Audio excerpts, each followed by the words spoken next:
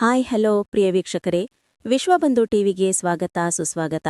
ಬಾಗಲಕೋಟೆ ಜಿಲ್ಲೆಯ ಜಮಖಂಡಿ ತಾಲೂಕಿನ ಮಿನಿ ವಿಧಾನಸೌಧದ ಮುಂದೆ ದಲಿತ ಸಂಘರ್ಷ ಸಮಿತಿಯ ಸಾಗರ ಬಣ ದಿನಾಂಕ 25 ನವೆಂಬರ್ 2025ರಂದು ಮಧ್ಯಾಹ್ನ 3 ಗಂಟೆ ಸುಮಾರಿಗೆ ಧರಣಿ ಮಾಡುವುದರ ಮುಖಾಂತರ ಆರ್ಎಸ್ಎಸ್ ಕಾನೂನು ಬಾಹಿರ ನಡೆಯನ್ನು ವಿರೋಧಿಸಿ ಸರ್ಕಾರ ಕೂಡಲೇ ಕ್ರಮ ಜರುಗಿಸಬೇಕೆಂದು ಒತ್ತಾಯಿಸಿ ಪ್ರಜಾಪ್ರಭುತ್ವ ಸಂವಿಧಾನದ ಅನುಷ್ಠಾನಕಾರರಾದ ಶ್ರೀ ಪ್ರಿಯಾಂಕಾ ಖರ್ಗೆ ಅವರನ್ನು ಬೆಂಬಲಿಸಿ ಅವರಿಗೆ ಅವರ ಕುಟುಂಬಕ್ಕೆ ಸೂಕ್ತ ರಕ್ಷಣೆ ನೀಡಬೇಕೆಂದು ಒತ್ತಾಯಿಸಿ ಮಾನ್ಯ ಉಪವಿಭಾಗಾಧಿಕಾರಿಗಳು ಜಮಖಂಡಿ ಇವರ ಮುಖಾಂತರ ಸನ್ಮಾನ್ಯ ಶ್ರೀ ಸಿದ್ದರಾಮಯ್ಯರವರ, ಮಾನ್ಯ ಮುಖ್ಯಮಂತ್ರಿಗಳು ಕರ್ನಾಟಕ ಸರ್ಕಾರ ಇವರಿಗೆ, ಜಿಲ್ಲಾ ಸಂಚಾಲಕರಾದ ಪರಶುರಾಮ ಖಾಂಬಳೆ ಇವರ ನೇತೃತ್ವದಲ್ಲಿ ಬಸವರಾಜ್ ಹಳ್ಳದಮಣಿ, ಎಚ್ಎನ್ ನೀಲನಾಯ್ಕ್, ರಮೇಶ್ ಅನಗವಾಡಿ, ಬಸವರಾಜ್ ಪತ್ರೋಟ್, ಕಾಶಿಂ ಅಲ್ಲಿಗೊಟ್ಟೆ, ಜಮಖಂಡಿ ತಾಲೂಕಾ ಸಂಚಾಲಕರು ಸದಾಶಿವ ಐನಾಪುರ ಹಾಗೂ ಎಲ್ಲಾ ದಲಿತ ಸಂಘರ್ಷ ಸಮಿತಿಯ ಪದಾಧಿಕಾರಿಗಳು ಪಾಲ್ಗೊಂಡಿದ್ದರು.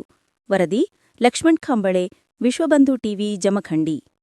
ಗಳಿಸಿ ಬೇರೆ ಬೇರೆ ರಾಷ್ಟ್ರದಲ್ಲಿ ಇವತ್ತು ತಮ್ಮದೇ ಆದಂಥ ಫೌಂಡೇಶನ್ಗಳನ್ನು ಹೊಂದಿಸಿ ಇವತ್ತು ರಾಷ್ಟ್ರಾದ್ಯಂತ ಇವತ್ತು ಹಿಂದೂ ಧರ್ಮವನ್ನು ಸ್ಥಾಪನೆ ಮಾಡಬೇಕು, ಹಿಂದೂಗಳ ಮೇಲೆ ದೌರ್ಜನ್ಯ ಆಗುತ್ತೆ ಅನ್ನುವಂಥ ಮಾತನ್ನು ಹೇಳ್ತಿರಲ್ಲ, ಇದು ನಾಚಿಕೆಗೇಡಿನ ಸಂಗತಿ. ಹೀಗಾಗಿ ಈ ಮನುಸ್ಮೃತಿ ಅಟ್ಟಹಾಸ ಮತ್ತು ಪ್ರಜಾಪ್ರಭುತ್ವ ಇವತ್ತು ಸಿಜೆ ಗವಾಯಿ ಅವರ ಮೇಲೆ ಹಲ್ಲೆ ಆಯಿತು. ಈ ದೇಶದ ಗೃಹ ಮಂತ್ರಿಗಳಾದಂಥ ಅಮಿತ್ ಶಾ ಅವರು ಹೇಳ್ತಾರೆ ಸಂಸತ್ತಿನಲ್ಲಿ ಅಂಬೇಡ್ಕರ್ ಅಂತ ಜಪ ಮಾಡ್ತೀರಿ, ಶ್ರೀಕೃಷ್ಣ ಅಥವಾ ದೇವರನ್ನ ಜಪ ಮಾಡಿದರೆ ನಿಮಗೆ ಸ್ವರ್ಗ ಸಿಗ್ತಿತ್ತು ಅನ್ನುವಂಥ ಒಂದು ಹೇಳಿಕೆ, ನೀಚತನದ ಹೇಳಿಕೆಯನ್ನು ಇವತ್ತು ಅಮಿತ್ ಶಾ ಮಾಡ್ತಾ ಇದ್ದಾನೆ. ಹಾಗೆ ಸಂಘ ಪರಿವಾರದವರು ಕೂಡ ಇವತ್ತು ದಲಿತರನ್ನ, ಹಿಂದುಳಿದ ವರ್ಗದವರನ್ನ, ಶೋಷಿತರನ್ನ ತುಳಿಯುವಂಥ ಹಂತಕ್ಕಿದೆ. ನಾವೆಲ್ಲರೂ ಇವತ್ತು ಜಾಗೃತರಾಗದೆ ಹೋದರೆ ನಮ್ಮ ಮುಂದಿನ ದಿನಮಾನಗಳಲ್ಲಿ ನಮ್ಮ ಮುಂದಿನ ಪೀಳಿಗೆ ಭವಿಷ್ಯ ಬಹಳ ಕಗ್ಗತ್ತಲೆ ಆಗುತ್ತೆ. ಇವತ್ತು ನಾವಷ್ಟೇ ಅಲ್ಲ, ದಲಿತರು, ಹಿಂದುಳಿದವರು, ಅಲ್ಪಸಂಖ್ಯಾತರು ಮತ್ತು ಎಲ್ಲ ಸಮುದಾಯಗಳನ್ನು ಒಕ್ಕೂಡಿಸ್ಕೊಂಡು ಈ ಜಾತಿ ವಿನಾಶಕ್ಕೆ ನಾವು ಇವತ್ತು ಬ್ರಾಹ್ಮಣವಾದ ಏನಿವತ್ತು ಅಟ್ಟಹಾಸ ಮೆರಿತಾ ಇದೆ ಅವರಿಗೆ ನಾವೆಲ್ಲ ತಕ್ಕ ಶಾಸ್ತಿ ಮಾಡಬೇಕು ಅನ್ನುವಂಥ ಮಾತನ್ನು ಈ ಸಂದರ್ಭದಲ್ಲಿ ಹೇಳಿ, ಪ್ರಿಯಾಂಕಾ ಖರ್ಗೆ ಅವರಿಗೆ ಹಲವಾರು ರೀತಿ ಕೊಲೆ ಬೆದರಿಕೆಗಳ ಬಂದು, ಹಲವಾರು ರೀತಿ ದೌರ್ಜನ್ಯಗಳಾದವು. ಅವ್ರ ಬಗ್ಗೆ ಸೋಷಿಯಲ್ ಮೀಡಿಯಾದಲ್ಲಿ ಸಾಕಷ್ಟು ಅವಹೇಳನಕಾರಿ ಪೋಸ್ಟ್ಗಳನ್ನು ಹಾಕಿದರೂ ಕೂಡ ಹುಗ್ಗದೆ ಜಗ್ಗದೆ ಇವತ್ತು ಬಹಳ ದಿಟ್ಟತನದ ಹೋರಾಟವನ್ನು ಮಾಡಿದಂಥ ಒಬ್ಬ ಪ್ರಿಯಾಂಕಾ ಖರ್ಗೆ ಇವತ್ತು RSSಗೆ ಸವಾಲು ಹಾಕಿದ್ದಾನೆ ಅಂದರೆ ಇದು ಅವನ ಗಂಡಸ್ತಾನೆ ಅನ್ನುವಂಥ ಮಾತನ್ನು ಈ ಸಂದರ್ಭದಲ್ಲಿ ಹೇಳಲಿಕ್ಕೆ ಇಷ್ಟಪಡ್ತೀನಿ. ಅವನ ವಿರುದ್ಧ ಚಿತ್ತಾಪುರದಲ್ಲಿ ಸಾವಿರಾರು ಜನರನ್ನು ಕರ್ಕೊಂಡೋಗಿ ಚಿತ್ತಾಪುರದಲ್ಲಿ ಪಥಸಂಚಲನ ಮಾಡಬೇಕಂತ ಬಹಳ ಒಂದು ದಿಟ್ಟ ನಿರ್ಧಾರ ಇಟ್ಟುಕೊಂಡಿದ್ರು. ಆದರೆ ಅವ್ರು ಯಾರಿಗೆ ಅನಿಸದೆ ತಾವೇ ಮತ್ತು ಕೋರ್ಟಿಗೆ ಹೋದರು. ಕೋರ್ಟ್ ಸಜೆಷನ್ ಮೇಲೆ ಎಷ್ಟು ಮಂದಿಗೆ ಪರ್ಮಿಷನ್ ಕೊಡಬೇಕು ಅಷ್ಟು ಮಂದಿಗೆ ಕೊಡಿತು. ಅಲ್ಲಿ ಗೆದ್ದದ್ದು ಯಾರು? ಪ್ರಿಯಾಂಕಾ ಖರ್ಗೆ ಅವರು. ಸ್ವಲ್ಪ ಅರ್ಥ ಮಾಡ್ಕೋಬೇಕು, ನಾವೆಲ್ಲರೂ ಅವರಿಗೆ ನೈತಿಕ ಬೆಂಬಲವನ್ನು ಕೊಡಬೇಕು. ಯಾಕಂದರೆ ಅವರು ಮಾನಸಿಕವಾಗಿ ಕುಗ್ಗಬಾರ್ದು. ಅವರಿಗೆ ಆತ್ಮಸ್ಥೈರ್ಯವನ್ನು ತುಂಬುವ ಕೆಲಸ ಕರ್ನಾಟಕ ರಾಜ್ಯ ದಲಿತ ಸಂಘರ್ಷ ಸಮಿತಿ ಮಾಡುತ್ತದೆ ಅನ್ನುವಂಥ ಮಾತನ್ನು ಈ ಸಂದರ್ಭದಲ್ಲಿ ಹೇಳಿ ನನಗೆ ಮಾತಾಡಲು ಅವಕಾಶ ಕೊಟ್ಟಿದ್ದಕ್ಕಾಗಿ ಜಿಂದಾಬಾದ್ ಜಿಂದಾಬಾದ್, ಬೇಕೇ ಬೇಕು, ಬೇಕೇ ಬೇಕು. ಬಂಧುಗಳೇ, ನಾವೆಲ್ಲರೂ ಕೂಡ ಇವತ್ತು ಈ ಒಂದು ರಾಜ್ಯ ಸಮಿತಿಯ ಒಂದು ನಿರ್ದೇಶನದ ಮೇರೆಗೆ ರಾಜ್ಯದ ಎಲ್ಲ ಜಿಲ್ಲಾ ಕೇಂದ್ರಗಳಲ್ಲಿ ಈ ಒಂದು RSSನ ಸಂವಿಧಾನ ವಿರೋಧಿ ನಡೆಯನ್ನು ವಿರೋಧಿಸಿ ಹಾಗೂ RSSನ ವಿರುದ್ಧವಾಗಿ, ಈ ಕೋಮುವಾದದ ವಿರುದ್ಧವಾಗಿ ಗಟ್ಟಿಯಾಗಿ ಧ್ವನಿ ಎತ್ತಿ ಇವತ್ತು ನಮ್ಮೆಲ್ಲರಿಗೂ ಕೂಡ ಸ್ವಾಭಿಮಾನದ ಬದುಕಿಗೆ ನಾಂದಿ ಹಾಡ್ತಿರ್ತಕ್ಕಂಥ ಸನ್ಮಾನ್ಯ ಪ್ರಿಯಾಂಕಾ ಖರ್ಗೆ ಅವರಿಗೆ ಬೆಂಬಲಿಸಿ ಈ ಒಂದು ಹೋರಾಟವನ್ನು ರಾಜ್ಯದ ಎಲ್ಲ ಜಿಲ್ಲಾ ಕೇಂದ್ರಗಳಲ್ಲಿ ಮಾಡ್ತಾ ಇದ್ದೀವಿ.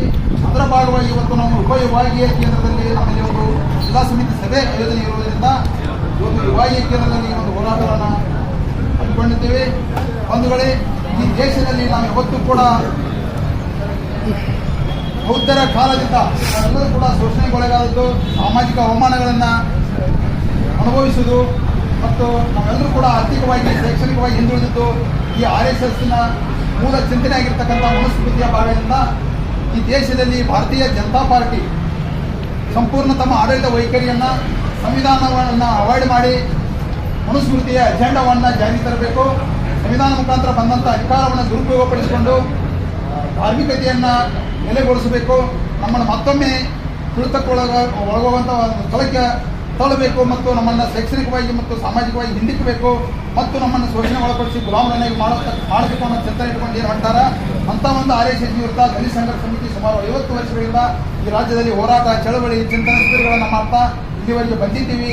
ಇವತ್ತಿನ ಸಂದರ್ಭದಲ್ಲಿ ಏನು ಒಂದು RSS ಈ ದೇಶದಲ್ಲಿ ಕಾನೂನನ್ನು ಮೀರಿ ಯಾವುದೇ ನೋಂದಣಿಯನ್ನು ಮಾಡಿಸದೆ, ಯಾವುದೇ ಅಡಿಟನ್ನು ಮಾಡಿಸದೆ, ಯಾವುದೇ ಪರವಾನಗಿಯನ್ನು ತೆಗೆದುಕೊಳ್ಳೋದಿಲ್ಲ, ನಮ್ಮದೇ ಒಂದು ನಿಯಮ, ನಮ್ಮದೇ ಒಂದು ರೂಢ ಅನ್ನುವಂಥ ಚಿಂತನೆ ಇಟ್ಕೊಂಡು ಈ ದೇಶದಲ್ಲಿ ಏನು ಒಂದು ಸಂಘಟನೆಯನ್ನು ಕಟ್ಟುವಂಥ ಕೆಲಸವನ್ನು ಮಾಡ್ತಿದ್ದಾರೆ. ಆ ಒಂದು ನೀತಿಯನ್ನು ಇವತ್ತು ರಾಜ್ಯ ಸಚಿವರಾಗಿರ್ತಕ್ಕಂಥ ಸನ್ಮಾನ್ಯ ಪ್ರಿಯಾಂಕ್ ಖರ್ಗೆ ಅವರು ಭಾಳ ಗಂಭೀರವಾಗಿ ಎದುರಿಸಿ ತಮ್ಮ ಕ್ಷೇತ್ರದಲ್ಲಿ ಚಿತ್ತಾಪುರದಲ್ಲಿ ಅಂತಿಮವಾಗಿ ಅವರನ್ನು ಕಾನೂನು ಒಳಪಡಿಸುವಂಥ ಚಿಂತನೆಯಲ್ಲಿ ಸಕ್ಸಸ್ ಆಗ್ಯಾರ. ಮತ್ತು ಅವರನ್ನು ಒಂದು ಸಂವಿಧಾನ ಒಪ್ಪಿಕೊಂಡು ಹೈಕೋರ್ಟ್ ನಿರ್ದೇಶನದ ಮೇರೆಗೆ, ಜಿಲ್ಲಾಡಳಿತ ನಿರ್ದೇಶನ ಮೇರೆಗೆ ಒಂದು ನಿಯಮಗಳನ್ನು ಪಾಲಿಸಿ ಇವತ್ತೇನು ಚಿತ್ತಾಪುರದಲ್ಲಿ ರ್ಯಾಲಿ ಮಾಡ್ಯಾರ ಅದಕ್ಕೆ ಕಾರಣೀಭೂತರು ಸನ್ಮಾನ್ಯ ಪ್ರಿಯಾಂಕ್ ಖರ್ಗೆ ಅವರು.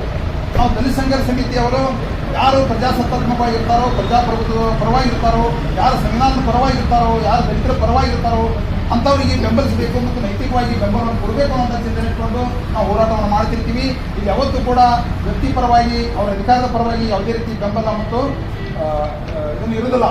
ಆದ್ರೆ ಅವರ ಒಂದು ಚಿಂತನೆ ಇರ್ತದಲ್ಲ RSS ವಿರುದ್ಧ ಮತ್ತು ಸಮಾಜದ ಪರವಾಗಿ, ಆ ಚಿಂತನೆಗೆ ನಾವೆಲ್ಲರೂ ಕೂಡ ಇವತ್ತು ರಾಜ್ಯ ತುಂಬ ಈ ಒಂದು ಹೋರಾಟದ ಮುಖಾಂತರ ಅವ್ರಿಗೆ ನೈತಿಕವಾಗಿ ಬೆಂಬಲವನ್ನು ಕೊಟ್ಟಿದ್ದೀವಿ. ನಾವು ಯಾವತ್ತೂ ಕೂಡ RSS ವಿರುದ್ಧ ಇರ್ತೀವಿ, ಪ್ರಜಾಪ್ರಭುತ್ವ ಪರವಾಗಿರ್ತೀವಿ, ಬಾಬಾ ಸಾಹೇಬ್ ಅಂಬೇಡ್ಕರ್ ವಿಚಾರದ ಪರವಾಗಿರ್ತೀವಿ, ಈ ಸಂವಿಧಾನದ ಪರವಾಗಿರ್ತೀವಿ ಅಂತಕ್ಕಂಥ ಮಾತನ್ನು ಈ ಒಂದು ಇಡೀ ರಾಜ್ಯದ ಎಲ್ಲ ಹೋರಾಟದ ಒಂದು ವೇದಿಕೆಯಿಂದ ಇವತ್ತು ನಾವು ಈ ದೇಶದ ಒಂದು ಕೇಂದ್ರ ಸರ್ಕಾರಕ್ಕೆ ಎಚ್ಚರಿಸಲಿಕ್ಕೆ ಬಯಸ್ತೇವೆ. ಮತ್ತು ಮುಂದೆ ಈ RSS ಅನ್ನುವಂಥ ಒಂದು ಸಂಘಟನೆ ಮುಂದಿನ ನಿರ್ಮಾಣದಲ್ಲಿ ಇವತ್ತು ಸನ್ಮಾನ್ಯ ಪ್ರಿಯಾಂಕ್ ಖರ್ಗೆ ಅವರು ಹೇಳ್ಯಾರ, ಹೋರಾಟ ಮತ್ತು ಸಂಘರ್ಷ ಇವತ್ತು ಪ್ರಾರಂಭ ಆಗುವ ಅಂತ ಹೇಳ್ಯಾರ. ಇವತ್ತು ಕೂಡ ಎಲ್ಲರೂ ಜಾಗೃತರಾಗಬೇಕು. ಅದು ಸಂವಿಧಾನಬದ್ಧವಾಗಿ ಮಾಡಿದರೆ ಮಾತ್ರ ಅವಕಾಶ ಕೊಡಬೇಕು. ಸಂವಿಧಾನವನ್ನು ಬಿಟ್ಟು ತಮ್ಮದೇ ಆದ ರೀತಿಯೊಳಗಡೆ ತಮ್ಮದೇ ಆದ ನಿಯಮವನ್ನು ರೂಪಿಸ್ಕೊಂಡು ಏನಾದರೂ ಮಾಡೋಕ್ಕೆ ಮುಂದೆ ಹೋದ್ರೆ ಆ ಪ್ರತಿಯೊಂದು ಅವ್ರ ಕಾರ್ಯಕ್ರಮಗಳಿಗೆ ಮತ್ತು ಅವರು ಪ್ರತಿಯೊಂದು ಪಥಸಂಚಲನಗಳಿಗೆ ನಾವು ಟಕ್ಕರ್ ಕೊಡುವಂಥ ಮತ್ತು ಪ್ರತಿಭಟಿಸುವಂಥ ಕೆಲಸವನ್ನು ಈ ದೇಶದಲ್ಲಿ ಸಂವಿಧಾನಬದ್ಧವಾಗಿ ಇರ್ತಕ್ಕಂಥ ಹೋರಾಟದ ಮುಖಾಂತರ ನಾವು ಮಾಡ್ತೀವಿ ಅಂತಕ್ಕಂಥ ಮಾತನ್ನು ಈ ಸಂದರ್ಭದಲ್ಲಿ ಹೇಳ್ಕೊಳ್ಬೇಕು. ತಾವೆಲ್ಲರೂ ಕೂಡ ಇವತ್ತು ಜಿಲ್ಲಾ ಸಮಿತಿ ಸಭೆ ಮುಗಿಸಿ ಈ ಹೋರಾಟದಲ್ಲಿ ಭಾಗಿಯಾಗಿದ್ದೀರಿ. ತಮ್ಮೆಲ್ಲರಿಗೂ ಕೂಡ